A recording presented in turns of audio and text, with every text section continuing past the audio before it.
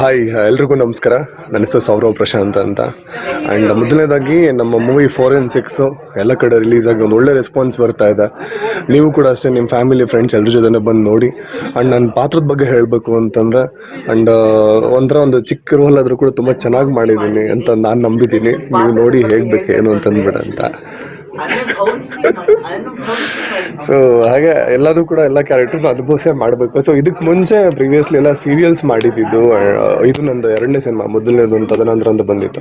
ಇದು 4 and 6 ಒಂದು ಒಳ್ಳೆ ರೋಲ್ ಕೊಟ್ಟಿದ್ದಾರೆ ನನಗೆ. ಮೊದಲನೇದಾಗಿ ದರ್ಶನ್ ಶ್ರೀನಿವಾಸ್ ಡೈರೆಕ್ಟರ್ಗೆ ಆ್ಯಂಡ್ ನಮ್ಮ ಪ್ರೊಡ್ಯೂಸರ್ ಕರಣ್ ಸರ್ಗೆ ಥ್ಯಾಂಕ್ ಯು ಹೇಳೋಕ್ಕೆ ಇಷ್ಟಪಡ್ತೀನಿ. ಆ್ಯಂಡ್ ಇದಾದಮೇಲೆ ನೆಕ್ಸ್ಟ್ ಒಂದು ಲೈನಪ್ಪಲ್ಲಿ ಕಾಲ ಅಂತ ಇದೆ, ಗರುಡ ಇದೆ, ಒಂದು 2-3 ಪೈಪ್ಲೈನಲ್ಲಿದೆ.